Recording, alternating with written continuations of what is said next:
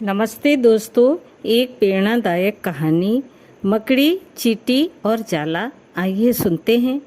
एक मकड़ी थी। उसने आराम से रहने के लिए एक शानदार जाला बनाने का विचार किया और सोचा कि इस जाले में खूब कीड़े मक्खियाँ फंसेंगी और मैं उसे आहार बनाऊंगी और मज़े से रहूंगी। उसने कमरे के एक कोने को पसंद किया और वहाँ जाला बुनना शुरू किया।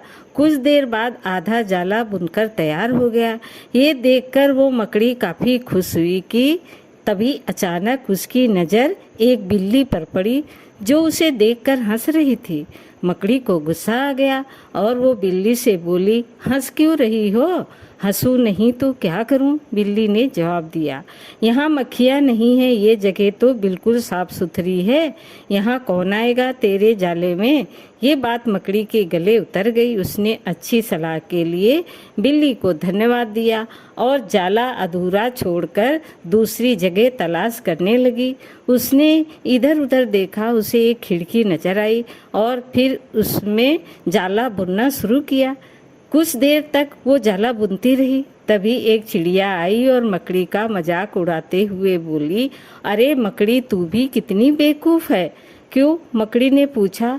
चिड़िया उसे समझाने लगी, अरे यहाँ तो खिड़की से तेज हवा आती है, यहाँ तो तू अपने जाले के साथ ही उड़ जाएगी।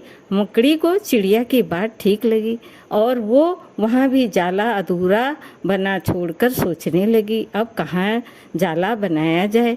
समय काफ़ी बीत चुका था और अब उसे भूख भी लगने लगी थी। अब उसे एक अलमारी का खुला दरवाज़ा दिखा और उसने उसी में अपना जाला बुनना शुरू किया। कुछ जाला बुना ही था, तभी उसे एक काकरोच नजर आया जो जाले को अचरज भरे नज़रों से देख रहा था।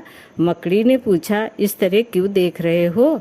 काकरोच बोला, अरे यहाँ कहाँ जाला बुनने चली आई, ये तो बेकार की अलमारी है, अभी यहाँ पड़ी है, कुछ दिनों बाद इसे बेच दिया जाएगा और तुम्हारी सारी मेहनत बेकार चली जाएगी। ये सुनकर मकड़ी ने वहाँ से हट जाना ही बेहतर समझा। बार बार प्रयास करने से वो काफ़ी थक चुकी थी और उसके अंदर जाला बुनने की ताकत ही नहीं बची थी। भूख की वजह से वो परेशान थी। उसे पछतावा हो रहा था कि अगर पहले ही जाला बुन लेती तो अच्छा रहता, पर अब वो कुछ नहीं कर सकती थी, उसी हालात में पड़ी रही। जब मकड़ी को लगा कि अब कुछ नहीं हो सकता है तो उसने पास से गुजर रही चींटी से मदद करने का आग्रह किया। चींटी बोली, मैं बहुत देर से तुम्हें देख रही थी, तुम बार बार अपना काम शुरू करती और दूसरों के कहने पर उसे अधूरा छोड़ देती, और जो लोग ऐसा करते हैं उनकी यही हालत होती है। और ऐसा कहते हुए वो अपने रास्ते चली गई और मकड़ी पछताती हुई निढाल पड़ी रही। दोस्तों, हमारी ज़िंदगी में भी कई बार कुछ ऐसा ही होता है। हम कोई काम स्टार्ट करते हैं, शुरू में तो हम उस काम के लिए बड़े उत्साहित रहते हैं, पर लोगों के कमेंट्स की वजह से उत्साह कम होने लगता है और हम अपना काम बीच में ही छोड़ देते हैं।